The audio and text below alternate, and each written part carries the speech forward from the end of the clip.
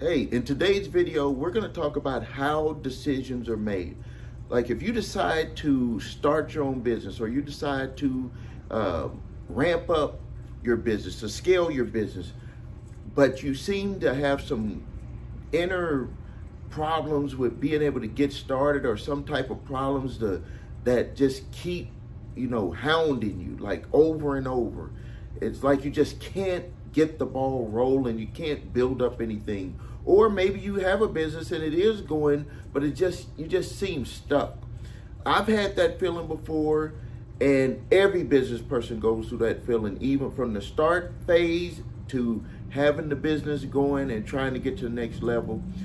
What I want to do in this video is talk about how decisions are built, how our decision process in our own minds is built. Because once you understand this could actually show you the blind spots that are right there in front of you. Like success could be right there in front of you, but you just can't see it simply because of the way that you've built your decision process. The way we're all built, uniquely, and we see things a certain way. That's why you can have two people see the same thing and they see it a different way. It's because that decision process. I'm going to show you how when you decide to make a decision, you're already halfway there. Either you're going to make it or not before you even open your mouth and even consciously in your own mind decide what you're going to do or not going to do, that you're already have built the decision that you're going to make without even knowing it. I'm going to show you here. But before I get to that, I want to say some things real quick. Is that everything is built on certainty. You want to have certainty in your life. We are all, in a sense, afraid of the unknown. And that's part of the reason why we have so much trouble with, number one, making decisions, and then number two, making decisions that are like different to benefit us. Because some of the times we can make decisions and we think we're doing something different and we're not doing anything different. We're just making the same decision, but it just looks a little bit different. And so I need you to pay attention, because this video, after you watch it, you're going to feel very good about yourself on the inside. It's going to be fun. You're going to understand some things about how we work as humans, how our minds work, how our bodies work, how all of it is connected on making decisions, and is also connected on certainty, because this is what it really comes down to. You want certainty in your life. I want certainty in my life. We don't want surprises, but we do want surprises. What it comes down to is we want surprises that we know about. The other thing is you want financial security. We all want financial security. We want certain lifestyles. We want to live a lifestyle. We want to be comfortable. But some of the times that need and that feeling and that want to be comfortable, you have to be very careful, because that can make you make certain decisions, or really it can make you make certain decisions that you didn't want to make. It can stop you from being able to move forward because you're stuck into a comfort level, and I'm going to describe it. So, let me give you just something so simple, because certainty could be it could be just minute. It could be so simple, but it's the building process of all of our decision processes, is the certainty. So I have right here, when I come into my office, I put my coffee in here, brew the coffee, put it in here, and I have this on my office desk. I want it to be that way. When I have it that way, I feel like my day is going the way that I want it to go. And that's something that's so small. And we all have these little things in our lives that are really like building blocks, because me having this on my desk, just think about it this way. So that's one small thing, like that I'm certain that I want to have it like that every day. What if someone was to come and take that from me? What if someone was to come and take that, like I didn't know, came to work one day and it's stolen? wouldn't I have a feeling of uncertainty? Number one, of somebody stealing something from me. But number two, something that I was in a pattern of doing. I was in a pattern of getting my coffee, putting it in this coffee carrier here, and bringing it to my desk. Like I was in that pattern. And then with my coffee right here, putting it in the coffee cup that I've always had for a time. You know, you get into that habit. And that could be the problem with being able to move forward in business, being able to move forward in life. So what I want to do is I want to show you with some lessons. Get your pen and paper out, because it's going to be very important. And I promise that you're going to feel very good when you understand how our decisions are built. You are not making a decision when you think you're making a decision. I've learned this. So the first thing is how decisions are built. You need to understand this, and I've made longer videos about this process here, and I want you to subscribe to my channel. So number one, you can see new videos that I have coming out, but number two, so you can go back and look at these other videos, look at the other videos that I've made about how the mind makes decisions. So now, this is you. And let's just say that you see the new thing, the new opportunity. So you either learn about, you become aware, whatever way you want to think about it. That's not important. The important thing is that you see that new thing. We think that when we see that new thing, that we're seeing it as it is. We're actually seeing that through a filter. And that filter is how we were either raised, what we think about ourselves, what we think we can do, capabilities, education, religion, spiritual. It can be built on a whole bunch of things, the way that you see that, because that's how you've heard it before, and I'm going to say it again. Two people can look at the same thing and see it totally different, or see something different. That's because the filter process in that person's mind is seeing it a certain way. So now, when I talked about how you start to make a decision before you even know you made the decision, so I'm gonna show you how that happens.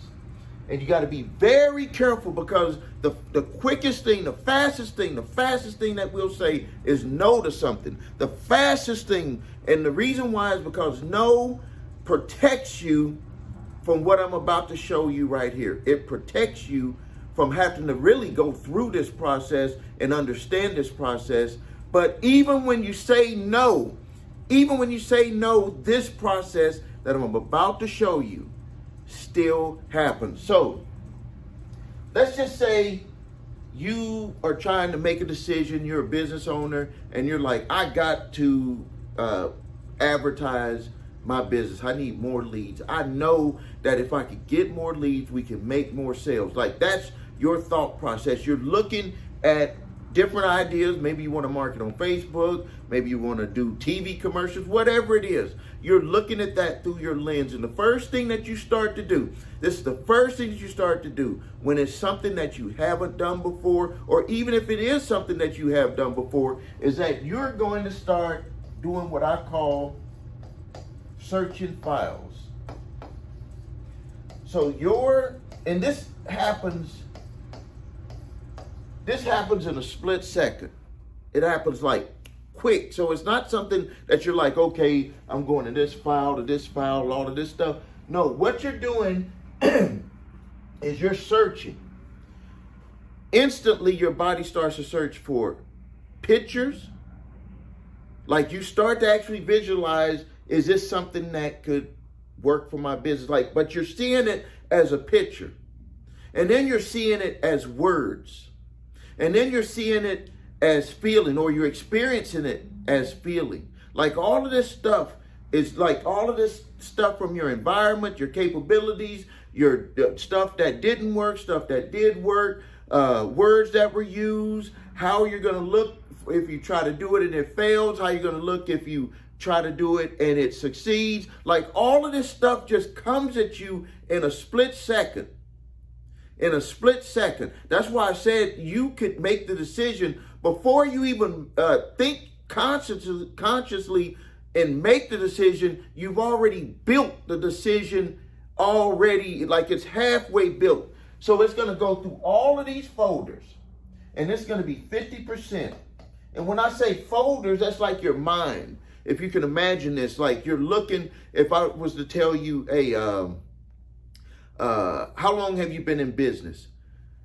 You would probably look over to the left and you would say, well, I've been in business for 5 years. When you look or when you think, you're actually accessing, in a sense, just like a computer, you're accessing file folders in your own mind. That's just the way that we do it. All of the stuff that how we moving hands, pointing over there, or thinking to ourselves, like all of this stuff is like you're a computer yourself and you're accessing your memory banks. And you got feelings. The thing about it, computers don't have feelings. That's why you can tell a computer to do something, it's going to do it with no attitude or anything.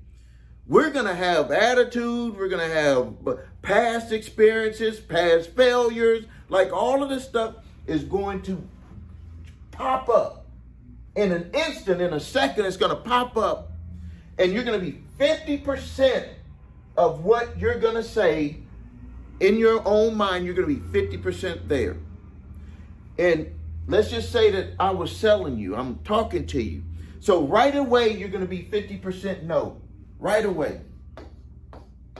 Unless you've been prepped, unless you've probably seen me do some stuff, you're going to be 50% no. Even if you want to say yes, you're going to still be 50% no, because when you go through this process, you're on that feeling, emotional level. And say you want to say yes to me. Say you're like, Steve, I believe that you're the person that can help me get more leads for my business. So your process here is 50% yes. The only way that I can convince you is with logic. I would have to logically show you how I can help you generate more leads with your business. So regardless if you're 50% yes or no, all it's going to do is just flip to the other side. And think about it. In your past, when you've made decisions, even if it's a decision that you wanted to make, like you're going to go buy a car that you're going to stretch yourself to make the payments on it. You're already emotionally invested in the vehicle. So you're already 100% emotionally invested in the vehicle. What's the other side of it? They're going to make it logical for you. And that's what you're going to want to do. Make it logical for me to be able to afford this vehicle. Get me in the payment. Get me a down payment I can do. And you look at the insurance and it makes sense. So you logically move forward, but you already had made that emotional decision, yes. So let's say that you made the emotional decision, no. You said, no, I'm not going to do it. So the only way that I would be able to sell you is to, number one, let you know, I got to dig deep about what is stopping you on the inside from being able to move forward. Because you're already, if you're like, hey, no, it's not going to work for me. I just don't think that this thing is good for me. Like you'll express it in all these different ways, but really you've already just came down to an emotional no. And so the way to overcome that, I would overcome that emotional no, is to not talk about the business itself, is that I would have to make sure that you understand the reasons why you're saying no is because it's built on past experiences. Maybe you had a bad experience with another marketing company. Maybe your business is slumping and you don't see how you're going to improve it. So you would have to go through an emotional buildup to even be able to move forward. And once you became where you're emotionally invested in it, then you're going to still want to have logic, because everybody buys stuff, and they've got an ambulance going by here. Everybody buys stuff on emotion first. But some people are more technical like me, I'm more of a technical type person where you got to show me like all of the pieces to make it work. I could be emotionally invested already from the get-go, but I need to see, the pieces. Other people, they're going to need to have that emotion fulfilled first, which is help me with the way that I'm going to be feeling about this. Help me with the way that I'm going to be feeling about giving you a check for $5 or $10 or $25,000. Help me feel good about that. And that is not technical. You can't just go walking up to that person and say, oh, well, we're going to put the ads here. We're going to do that there, that. That makes sense logically to them, but it needs to make sense to them on an emotional level. And the reason why they have so much of a problem with that on an emotional level is because the way that they're filtered to see things.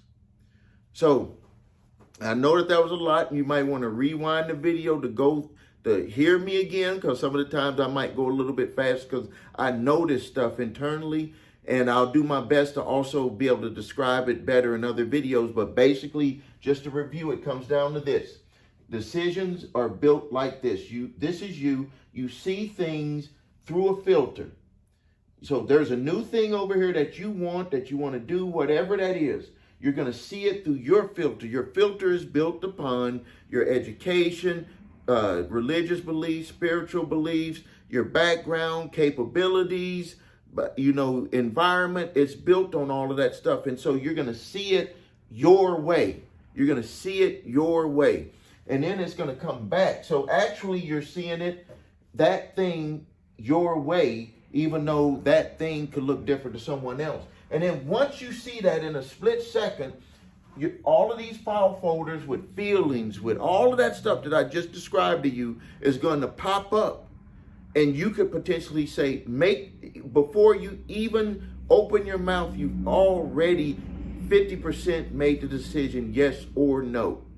And regardless if you made the decision, yes or no, there's still going to be things to get you to 100%. If you made the decision, yes, because you're already emotionally invested, then you're going to want to know the details to make it make sense on a logical level. If you are saying no, and that's because you don't feel good about it, then the only way to sell you is to feed the emotional feelings that you have because you're thinking that this doesn't feel right. Have you ever heard or said, it just doesn't feel right to me? The person could be telling you, hey, you do this, and this, and it'll work. And you say, it just doesn't feel right to me. So you have to go through this with the individual, and you have to get them to understand. And that can be a long process, but you got to get them to understand that you're feeling that way simply because of what I'm about to show you next. So now,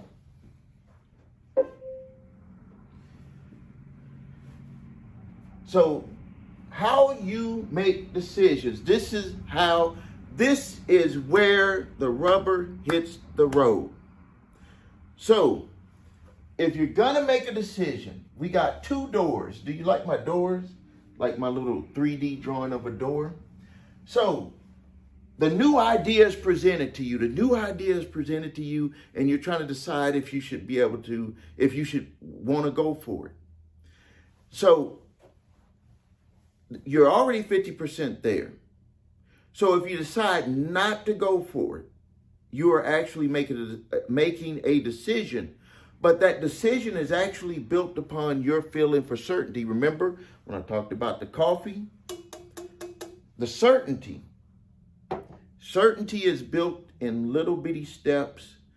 And the more those little bitty building blocks and steps that you have, it'll end up being something that's huge, and it can make you go backwards and make that no decision. And it's not because that decision wouldn't benefit you. It's not because you don't want to make that decision to move forward. It's because you don't have enough certainty to be able to move forward. And some of the times in business, or a lot of the times in business, you're going to have to move forward without certainty.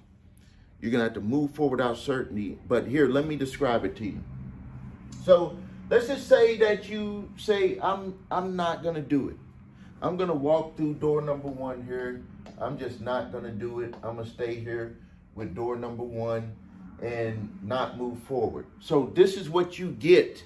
And this is the certainty. So you don't even have to actually really use any brain power to go through door number 1, because you're going to stay the same. You might lose a little bit of money, but you've lost some money. You'll be like, hey, I can recoup that. I didn't spend too much. Little embarrassment. A lot of people don't want to try to do things, afraid to be embarrassed. You know, they don't want friends, family talk about you. You were stupid for trying to do that opportunity. Who do you think you are? You know, they'll say those things to you, even though they're supposed to be your loved ones. Few people will know, you know, not too many people, only a few family members really knew about it, or a few friends. Yeah, they come around and they might say, well, you still doing that thing, but you say, no, you know, I done moved on. And then they, you know, it starts to die down. So it starts to die down. So now we're getting back to normal. You know, people aren't saying, you know, hey, are you trying that thing? You don't have to go home from a long day's work and try to work on that business. Now you can just get right back to normal. You can relax. You can go back to your old habits and do all that stuff again. But when it really breaks down, what is all of this? That's certainty. When you really break it down and you decide no on something that you don't know too much about, you're just grabbing for certainty. We do it in everything that we do. Any decisions that we make, we grab for certainty. All of the pictures and the feelings and the sounds, everything comes to us in an instant, and we try to go for that certainty. But now let's go over to door number 2. Door number 2 looks like this. And I even did this on purpose. I don't know if you noticed this. I got these little spots right there because I wanted it to look and feel different. So there's something different about this door. I could have made it to where I filled in everything like this door. This door is perfect. Reason why this door is perfect is because you already know what's behind that door. You already know the feelings behind that door. You already know how your life is going to be behind that door. You're just going backwards. But here at this door, you don't know. You don't know. So let me give you an example of when I walked through that door. When I made the decision back in 1990, I was a third shift security guard, and I'm at the age of 21. And I decided to start my own company. And me and my wife got the company going. It was a small advertising newspaper where we helped small businesses who couldn't afford to advertise in the daily paper. We would put together the ads, put together the publication, pass it out for free. People would pick it up for free at the stores, laundromats, all different types of places, and then do business, hopefully call and do business with the local businesses that were inside of there. Built it into a multi-million-dollar company with a $500 investment. But there was a lot of things that happened through the growth of that business. But one of the things that when I look back to be able to help people like you, when I look back, this is something that happened, and it was, in a sense, me looking at the door. We had a contract with a local grocery store, like a small grocery store in the neighborhood. They used to pass out flyers, get people from the community, people that wasn't, too good. They just wanted to make some extra money. They would pass out flyers around the neighborhood of the grocery stores. A very, very effective way to advertise, especially back then. And so they didn't have to have flyers go to neighborhoods where people wouldn't be coming to the store. So they were having problems where the people they would get to do it, they were like just off the street. They were finding flyers thrown in the trash, thrown in people's backyards, like all this stuff. And we said, well, hey, you're advertising with us in the publication. How about letting us deliver the flyers? And when I said us, it wasn't like a company. It was me and my wife. Me and my wife. So think about this. I'm 21, she's 20, and we're like, hey, we'll do this. And they were like, how you know it's going to get done? Because we said, we're going to do it. She's going to be on one side of the street. I'm going to be on the other side of the street. But here's the deal, is that they were paying us $2,000 a week. Back in 1990, 91, getting $2,000 a week, even right now, that would be good. But $2,000 a week when you're 20 and 21 years old, we're on our way. That's $8,000 a month. And if it's a 5-week month, that's $10,000. So, and they wanted it done every week. So we did it first week, got paid. Second week, got paid. I think it was the third week. They said, we're not going to do it anymore. And they didn't really give us a real reason on it. You know, they have their own reasons. That's up to them. It's their business. But they said, we're not going to do it anymore. Now, I had quit my security guard job before we got that contract, because we were, you know, moving up with our with the publication business. We were about when we averaged it out, it was about $36,000 a year that we would be making. Of course, as a security guard, I wasn't making nowhere near that. So it was easy in a sense financially to make the decision, but it was hard mentally to make that decision. And because when I look back, all of the feelings of security, all of that stuff from when my growing up, my parents worked for the post office and my father worked for a computer company. All of that stuff, they always worked for somebody. So those feelings, that security, the way that things were in my own eyes, that filter that I talked about, that stuff came up. And so it was difficult for me to quit that job, but I did quit that job. And I was working that job from 8 p.m. to 4 a.m. in the morning, and my wife and I would go out and, you know, I would get a few hours sleep and then go out and start selling and doing the stuff for the publication. But I quit the job, and we knew that, you know, things were getting to, you know, we were making more money. So it wasn't as difficult financially. But when we got that contract and then they took away the contract, something came about inside of me about that certainty. And I was like, okay. And I think that, like, if I was to look back and talk about what was going on the inside was, and it didn't really make sense logically, but on an emotional level, it did make sense when I think back on it. See, when I quit my job, we were at $36,000 a year. That's what we would be making when we averaged it out. We did not make that yet. It was just like, we were like, hey, you should be able to quit, because if everything continues to go. So it wasn't certain. It wasn't something certain, but we just said, if we just continue to go, we're going to make about $36,000. That was way more than what I was making as a security guard. But that was, you know, that was the way that we filled that question mark, because it wasn't for sure. No one was just saying it's guaranteed. None of these businesses, we didn't go contract. We were going week to week with all of these businesses. So there was no certainty with that, but we still moved forward. And then when we got that contract and then they canceled the contract, this is what I think happened to me on the inside internally that made me just really forget about the $36,000 that we were still in good shape, because we were, you know, still moving forward, was that the decrease from the losing the $2 additional extra $1,000 per week, it was like a shock to my system. And it made me default back to where, remember, I talked about those files. Just because you do away with this stuff and you move forward on this side, you are still susceptible to that stuff coming up, because it's like a file folder inside of you. So what I did is when that happened, I went and I told my wife, let me just get a security guard job I went to the local mall and said, let me apply for a job there so we at least have some security with some additional money coming in. She was like, whatever you want to do. My wife always support me. Went there, and this is the truth. Went in front of them for the interview. The guy said, we never hire people on the spot, but we are going to hire you on the spot. I don't know if he was telling the truth. Maybe he was just trying to make me feel good, whatever. But I said, sir, and I said, I got to stop you, and I apologize. I started a business, and we had something happen, and I kind of got a little shooken up. I don't remember the exact words I used, but that was the way I felt. That got a little bit shooken up, and I apologize for wasting your time. I'm going to go back to my business, and I'm going to give it my all.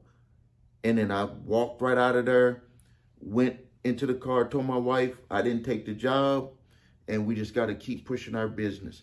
I walked fully through this door that day. When I look back, I walked fully through that door. Now, if you are a car person, let me tell you, let me tell you what happened to me over time by just saying, I don't know the answers. I don't know what's going to happen, but I'm not going to go back to this certainty on this side. If you're a car person, let me tell you, I've had about 5 different Mercedes. My wife and I both had a Hummer ourselves. She had a yellow Hummer. I had a maroon Hummer. I've had 3 Range Rovers. We have a Jeep, RV, multiple other smaller vehicles, and then I drive a Rolls Royce now. So if I would have stayed in this level of certainty, I would have not experienced this here. Now, other things, investment properties, commercial properties, multiple businesses. Other than making that business into a multi-million-dollar company, hiring people from my community, that business is now 34 years old. 34 years old. If I would have made that decision, maybe I would have came out of it if I took that job or not. I'm just telling you, that day I walked through that door, because since I've been on my own. I have not worked for anyone other than myself since 1990. Since 1990, because I had quit 1991. I'm sorry, since 1991, quit the first security guard job in 1991, and been on my own since. It is right when making this video right now is 2024. So that just with that shows, number one, that I know what I'm doing. Number two, that I understand the mindset of what is going to take for you to be able to get somewhere. Number one, to just be able to get started and to go through the ups and downs of being a business owner.